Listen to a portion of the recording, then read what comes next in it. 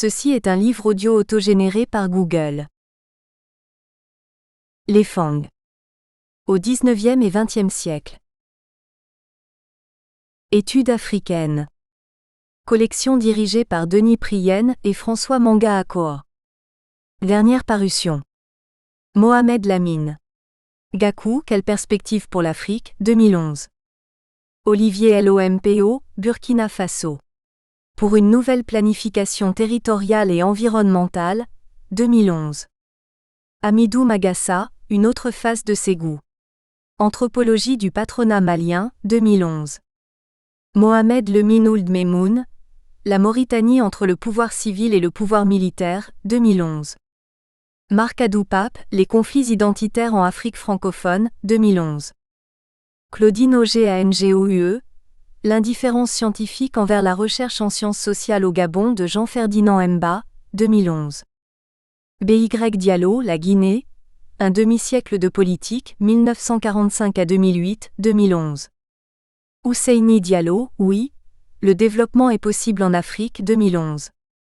Walter Gérard AMEDZRO Saint-Hilaire, PhD. Gouvernance et politique industrielle. Des défis aux stratégies des télécoms d'État africains, 2011.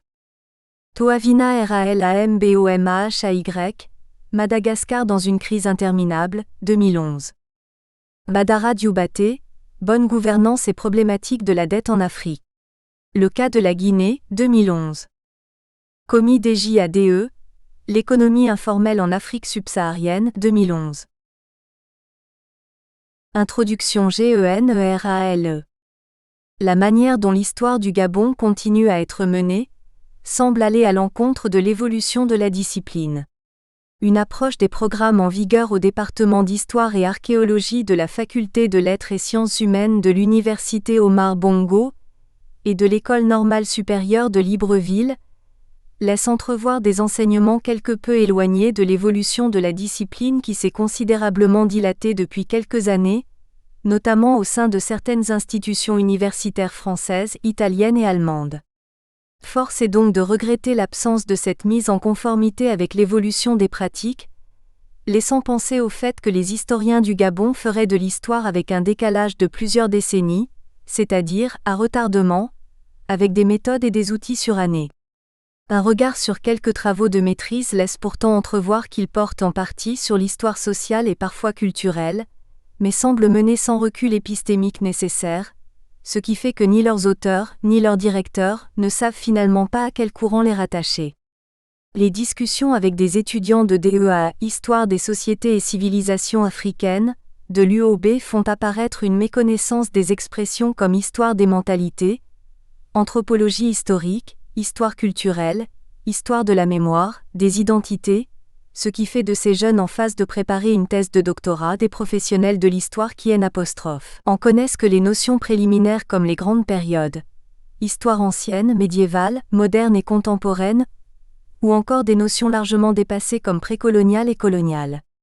Or, si l'histoire n'est pas seulement le récit de ce qui s'est passé autrefois, contrairement à l'assertion de Meyo Bibang, confère Aperçu historique du Gabon, la situation en vigueur dans les institutions d'enseignement supérieur où est enseignée l'histoire est préoccupante. Pourtant l'histoire, comme le soutenaient déjà les tenants des annales, notamment Fèvre et Bloch, englobe le vécu humain. Autrement dit, tout ce qui concerne et touche l'homme est historisable.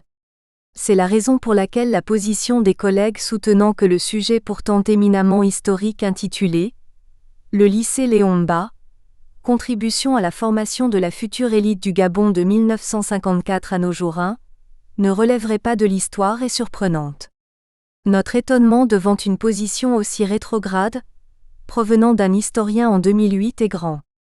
Il en est de même d'une réunion de validation des sujets au cours de laquelle un autre collègue, non moins éminent, affirmait qu'un sujet d'histoire se situant dans les années 90 ne peut être considéré comme relevant de l'histoire, oubliant que, depuis quelques décennies, l'IHTP2 avait réalisé des progrès importants tendant à faire accepter la notion d'histoire immédiate.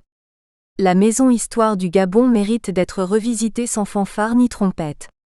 En effet, Des assertions tendant à contester l'historicité d'un sujet comme celui consacré au lycée national Léon Mba qui est l'un des plus vieux établissements secondaires de la capitale, même s'il a subi une évolution au niveau des noms, ne devrait plus avoir cours dans nos officines.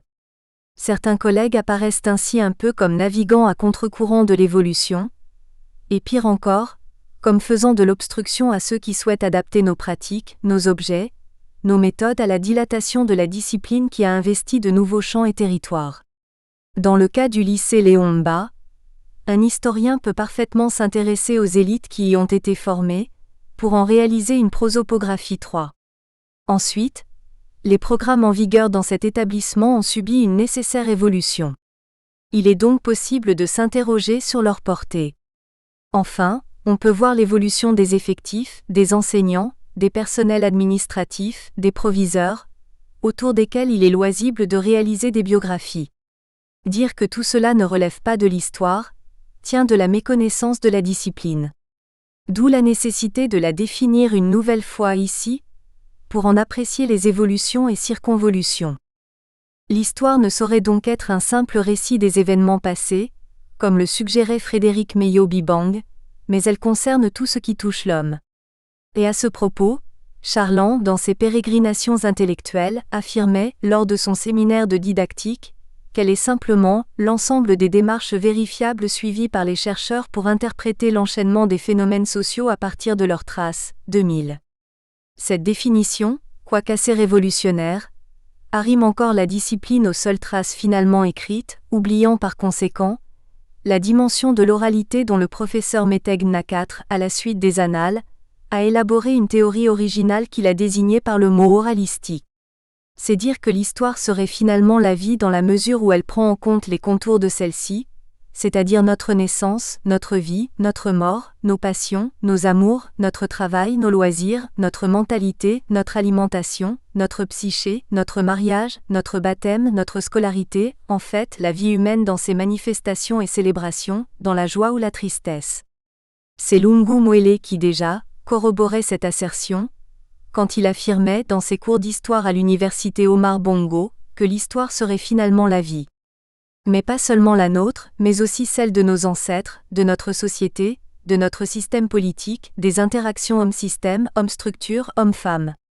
Ce sont à la fois les phénomènes perceptibles et imperceptibles comme les odeurs, le bruit, l'amour, les passions, les haines, la mentalité, la sociabilité.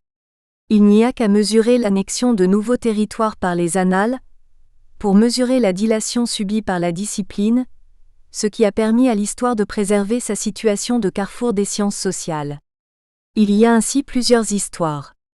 On parle alors d'histoire anthropologique, d'histoire démographique ou démographie historique, d'histoire des mentalités, d'histoire culturelle, d'histoire de la mémoire, de l'identité, de l'histoire immédiate, de l'imaginaire, des marginaux, en veut-on encore ?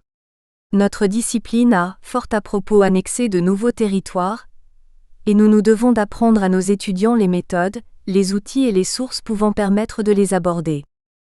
S'agissant maintenant du territoire du Gabon, l'ancienne colonie française de l'Afrique équatoriale a toujours été considérée comme une zone de sous-peuplement. Gilles Sauter V, dans sa thèse, a révélé cette géographie de sous-peuplement caractérisée par des faibles densités de population avec seulement quelques habitants au kilomètre carré. Ce constat de la faiblesse démographique du Gabon a d'ailleurs été fait par tous les chercheurs qui se sont intéressés à l'histoire ou à la géographie de ce territoire. Du Chaillu, en son temps, fut intrigué par le mal mystérieux qui anéantissait les populations côtières. Ce constat demeura valable jusqu'à la fin des années 30, période au cours de laquelle les témoignages concordaient, pour affirmer le recul de la population du pays à cause, semble-t-il, et selon Pourtier, des destructions consécutives à l'occupation militaire suivies par ce que l'auteur a désigné par la mort en temps de paix, c'est-à-dire, introduction des maladies vénériennes, de l'alcoolisme, la diffusion de la trypanosomiase et d'autres maladies sur les traces du commerce. Les recrutements inconsidérés par les chantiers de la côte, ce grand et brutal déménagement initié par la colonisation, a provoqué des surmortalités soudaines venant s'ajouter à un lent dépérissement des peuples côtiers. 1989 sur 18-19. Cette situation induit le fait que la population du Gabon ne révèle que des données faibles, c'est-à-dire celle d'une population qui augmente lentement voire stagne.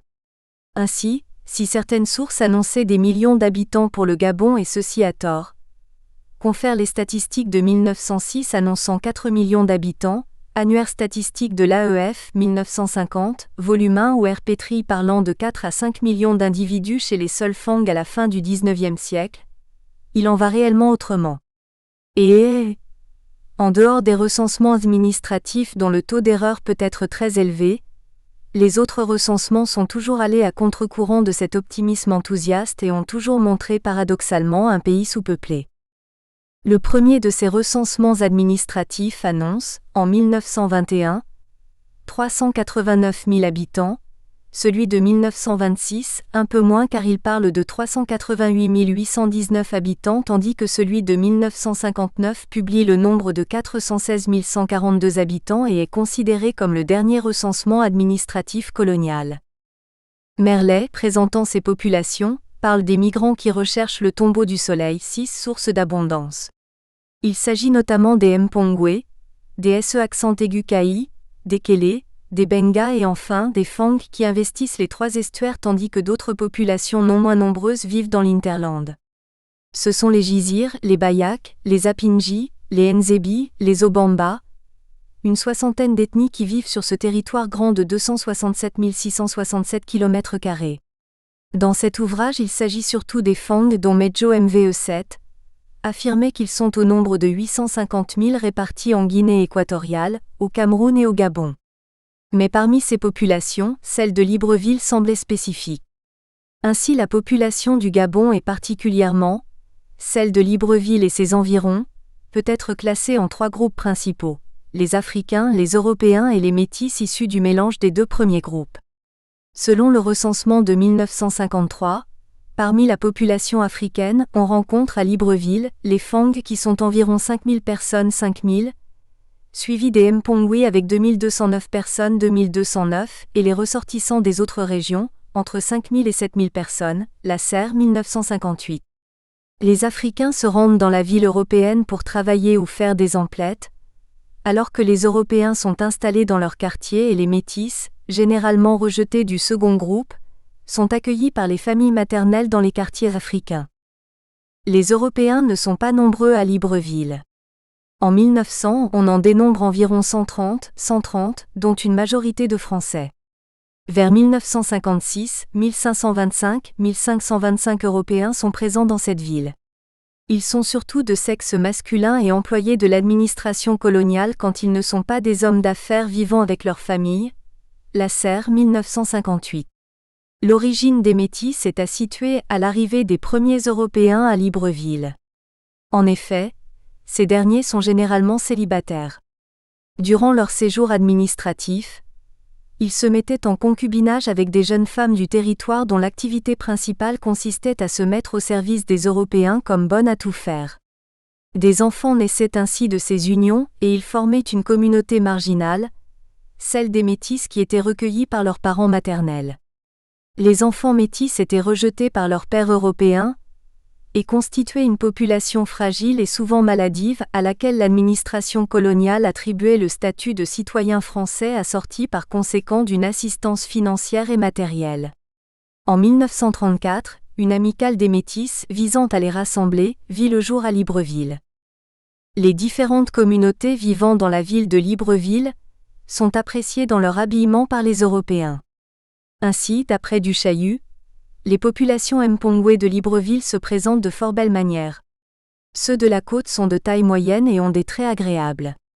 Ils ressemblent certes aux populations des autres contrées africaines, mais d'après lui, ce serait un type plus beau que chez les tribus du Congo, 1996/10.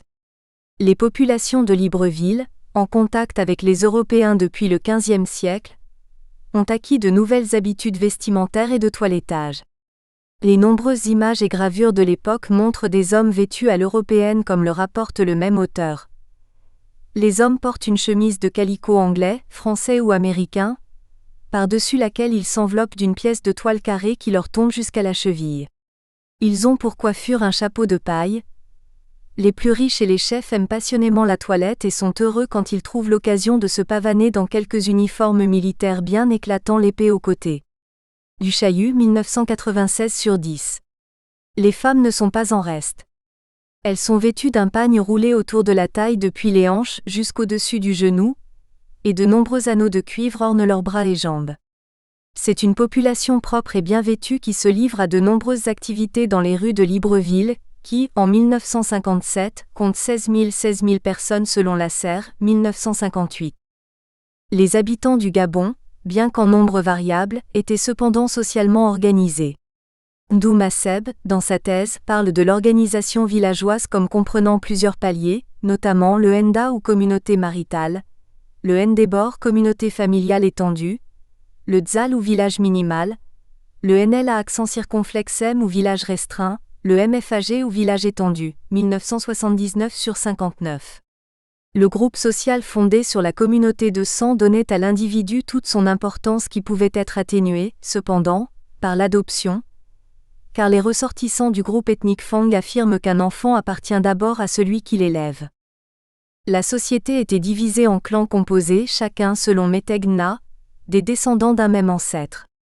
Le clan se subdivisait en lignages dont certains se détachaient du tronc principal pour diverses raisons, et s'érigeaient en groupes bien individualisés avec des appellations différentes.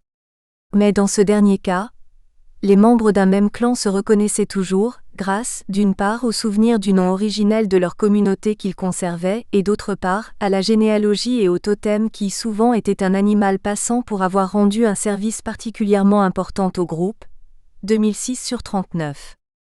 Le village, constitué de maisons en écorce d'arbres, de bambou ou parfois d'argile avec un toit de paille, était selon Meteg Na, souvent construit sur une hauteur et se constituait de 2 rangées de cases situées de part et d'autre d'une large avenue centrale jalonnée de corps de garde. Du point de vue politique, chaque village avait un chef et était organisé en village-État. Les chefs de village étaient assistés du Conseil des Anciens dans l'exercice de leurs fonctions. Et à ce propos, Elela Gens affirme que ce Conseil des Anciens était une institution importante dans la mesure où il est détenteur d'un pouvoir réel et prend les décisions irrévocables après délibération. Il peut décréter l'ostracisme contre un individu nuisible et le livrer en otage, 1977/82. Le Ndébor est le groupe le plus élémentaire de l'intégration sociale de l'individu chez les Fang. Il constitue l'unité la plus solide dans la mesure où l'autorité y est détenue par le Ntolmour, l'aîné, qui rassemble sous son autorité toute la descendance, c'est-à-dire les frères cadets et leur descendance, ainsi que les individus qui lui sont rattachés par des liens de parenté, d'adoption ou d'amitié. L'aîné siège au Conseil des Anciens lorsqu'il s'agit de prendre une décision intéressant tout le clan. L'autorité est donc liée à la seniorité et celle du Ntol repose sur son âge, mais aussi sur une gérontocratie doublée d'une autorité religieuse, dans la mesure où il est en effet le détenteur des reliques familiales et préside le culte des ancêtres. Dans l'organisation sociale traditionnelle, les femmes et les enfants n'avaient pas de rôle spécifique dans la mesure où ils étaient souvent représentés par le mari ou le père dont ils constituaient les biens. Mais du point de vue des activités et dans la perspective de la sociabilité, leur rôle semble avoir été important. Dans la réalité et le vécu quotidien, le peuple, dans son ensemble, se livre à plusieurs formes de sociabilité. Meteg Na affirmait à ce propos que bien qu'individualisés, ils n'étaient pas repliés sur eux-mêmes. Des relations d'amitié et des alliances matrimoniales unissaient leurs membres et ils procédaient entre eux à quelques échanges de produits, 2006/28. Autrement dit, des formes de sociabilité se déroulaient entre les différents groupes sociaux du Gabon. Ce qui semble important à souligner ici, c'est le fait de s'intéresser aux groupes sociaux, voire à la population entière, permettant de rompre avec l'approche traditionnelle de l'histoire. Celle-ci, en privilégiant l'événement et les grands hommes, écartait d'office les masses anonymes, attitude contre laquelle nous nous insurgeons en portant un intérêt redoublé à la sociabilité qui s'inscrit dans la longue durée. Il nous semble alors important à ce niveau, de nous arrêter un moment sur le contenu du concept de sociabilité. La sociabilité étant ce que l'on fait avec quelqu'un d'autre, elle englobe dans son champ sémantique les différentes formes de manifestations culturelles telles que les danses, les échanges, les palabres, les cérémonies religieuses, les enterrements mais aussi les loisirs. Dans cet ouvrage, L'accent est mis aussi sur les sociabilités des milieux urbains, notamment ceux qui ont lieu dans la rue, les écoles, les marchés, au bord des marigots, à table. Mais il y a aussi les sociabilités ludiques, celles qui se déroulaient lors de la chasse au filet, sans oublier des ruptures importantes de ces sociabilités qui se produisaient à certains moments dans des relations personnelles, entre les divers groupes, entre ces personnes ou groupes et l'administration coloniale. Dans cet ouvrage, il n'est pas possible d'aborder toutes les formes de sociabilité qui se sont produites au Gabon entre les 19e et 20e siècles. Cette difficulté s'impose à nous car l'histoire se fait avec des sources, et en ce qui concerne la sociabilité, il fallait en trouver de nouvelles. Quant à la période considérée, les 19e et 20e siècles, elle est importante en ce qui concerne les relations sociales dans le territoire du Gabon. Les peuples de la côte et de l'arrière-pays rencontrent les Européens, et les migrations commencées au siècle dernier se poursuivent. Il y a donc un déploiement de population, de relations, de rencontres mais aussi de heurts sous forme de résistance, d'influence commerciale, de découpage administratif, de répartition territoriale, de cession de territoire. Ces 2 siècles, le 19e et le 20e, sont riches en événements au Gabon. Ils sont en outre déterminants dans ce qu'est devenu ce territoire peuplé d'une 60aine d'ethnies dont les Fang qui sont au centre de cet ouvrage. C'est effectivement au 19e siècle que certains chefs locaux passent des accords de cession de territoire avec la France. C'est aussi durant ces siècles que la colonisation s'impose aux habitants du territoire et que s'installent les écoles, l'administration, la christianisation des populations, à partir desquelles émergent des groupes comme les évolués. Le XXe siècle est celui de l'indépendance du Gabon avec de nouvelles institutions, mais aussi l'existence des faits de culture autochtone qui persistent en même temps que de nouvelles activités. Ces 2 siècles sont donc importants dans l'histoire du Gabon à propos de laquelle il semble nécessaire de voir autre chose que les grandes dates ayant trait aux découvertes, à la cession de territoire, à l'installation de l'administration coloniale, aux résistances, qui constituent encore la trame de l'historiographie. Nous souhaitons dépasser ce paradigme et accéder un peu à l'histoire du 3e niveau, c'est-à-dire la possibilité d'étudier des phénomènes moins événementiels mais ancrés dans les mœurs des habitants.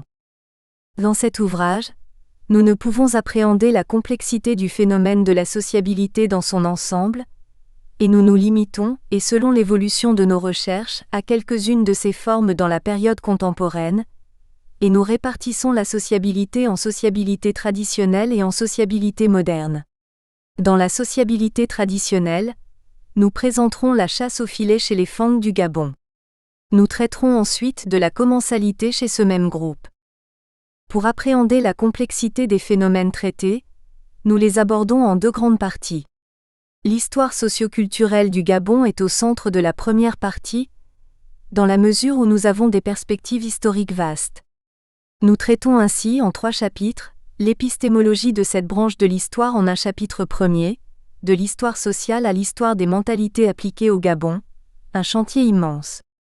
Nous évoquons ensuite l'origine de cette histoire sociale, son évolution et ses différentes tendances comme l'histoire des mentalités, l'histoire urbaine, l'histoire des femmes, l'histoire anthropologique dont plusieurs tendances connaissent un certain reflux comme l'histoire des mentalités. Dans ce chapitre sont aussi évoqués de manière succincte les problèmes de mémoire, la sociabilité et les problèmes de source en histoire socioculturelle gabonaise. Dans le 2e chapitre, nous traitons de la sociabilité anthropologique lors de la chasse au filet chez les Fang du Gabon. Ancienne activité de prélèvement, la chasse au filet apparaît aujourd'hui comme un moyen sage de gérer les ressources naturelles, notamment la faune. Et dans un 3e chapitre, une fois les ressources prélevées, elles doivent être consommées. Alors les Gabonais se déploient en commensalité entre des convives qui éprouvent davantage le besoin de se retrouver que le fait de consommer de la viande. La 2e partie de l'ouvrage comporte 4 chapitres. Elle se préoccupe des sociabilités de Libreville qui sont abordées notamment avec les jeunes dans les rues inégales de cette ville ou encore et dans le 5e chapitre, il est question de sociabilité dans les bars et bistrots. Dans le 6e chapitre, nous observons les ruptures de sociabilité qui se sont produites dans le territoire du Gabon entre autochtones, entre ces derniers et les colons et les expatriés. Enfin, nous abordons en 7e chapitre les problèmes de mémoire. Les concepts abordés dans cet ouvrage sont novateurs en ce sens qu'ils rendent possible de traiter des phénomènes nouveaux dans la vie des Gabonais, et permettent ainsi à l'histoire de se dilater, d'utiliser de nouvelles sources et d'appréhender des éléments nouveaux, aboutissant ainsi à l'annexion de nouveaux territoires par l'historien. Première partie, l'histoire socioculturelle au Gabon, de vastes perspectives dans un territoire en friche. L'histoire sociale n'est malheureusement pas prise en compte en tant que tendance spécifique dans l'enseignement au Gabon. Elle est diluée dans ce que l'on désigne par histoire africaine, comme si celle-ci ne pouvait avoir de spécificité et surtout suivre l'évolution de la discipline. Pourtant, elle intervient à tous les niveaux de l'élaboration de la connaissance et des activités.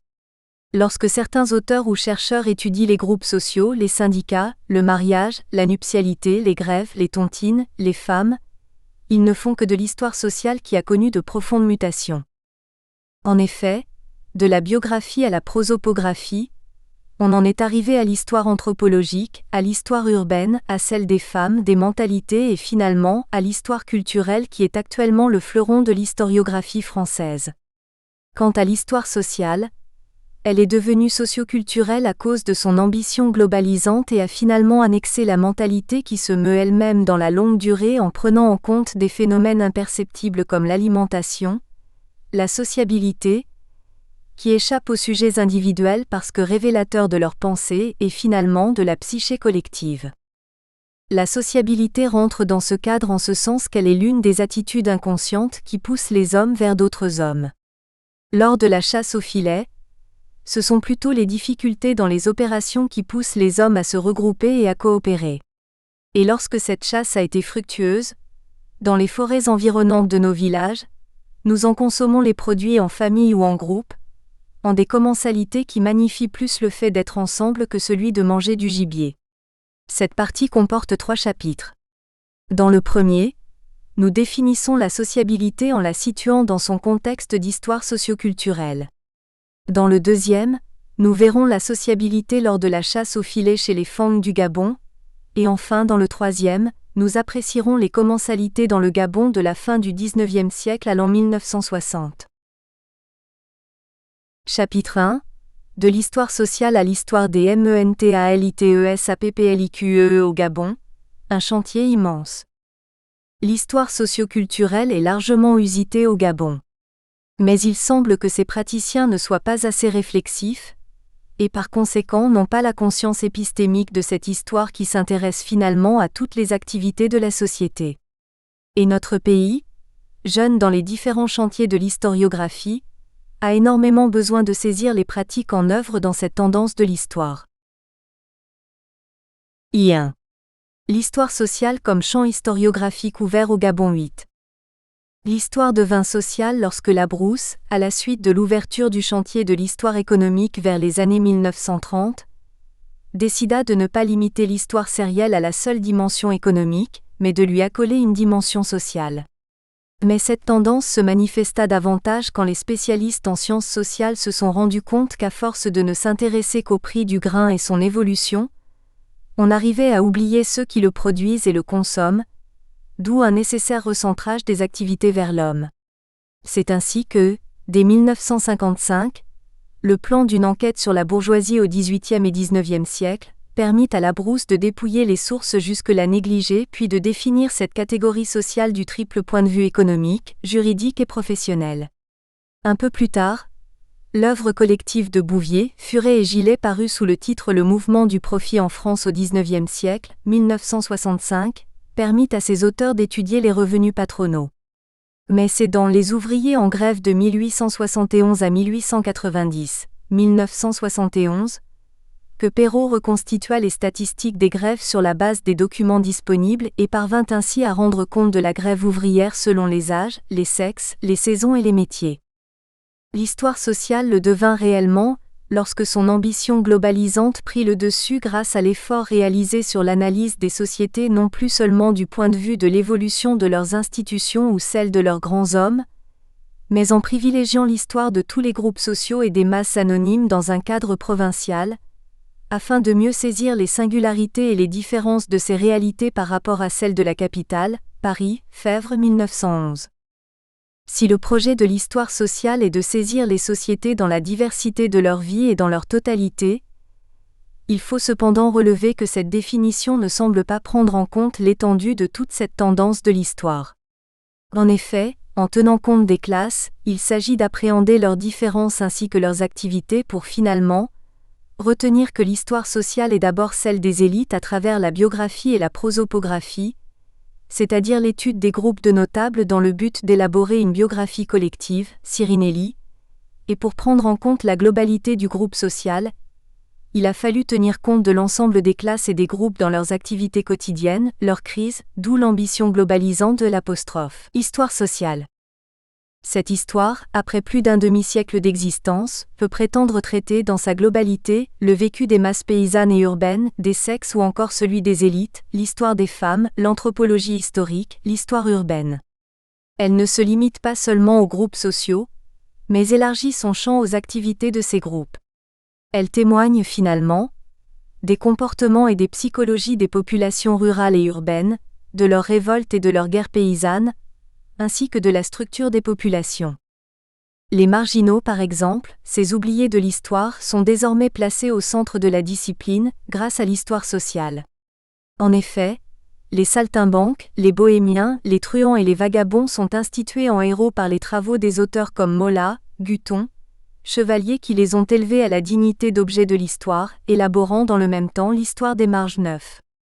Les masses urbaines, par les études de Perrault, Maurice Gardon et Albert Soboul, permettent d'appréhender la complexité des structures sociales et de leur culture. Corbin, dans le même temps, parvient à élever les prostituées au rang de sujets privilégiés de cette histoire sociale. L'histoire sociale recoupe plusieurs sous-histoires dont l'importance et la portée sont fonction de l'intérêt que les chercheurs leur accordent. Ainsi, il en est de l'histoire anthropologique, de l'histoire urbaine, de l'histoire des femmes, de l'histoire de l'enseignement et de l'histoire des sciences. Plusieurs raisons ont conduit à cet intérêt pour l'histoire sociale. D'abord, Fèvre pense que les méthodiques ont échoué dans leur ambition d'ériger l'histoire en discipline autonome. C'est dans cette perspective qu'il choisit d'arrimer l'histoire aux autres sciences sociales objectivantes de filiation durkheimienne.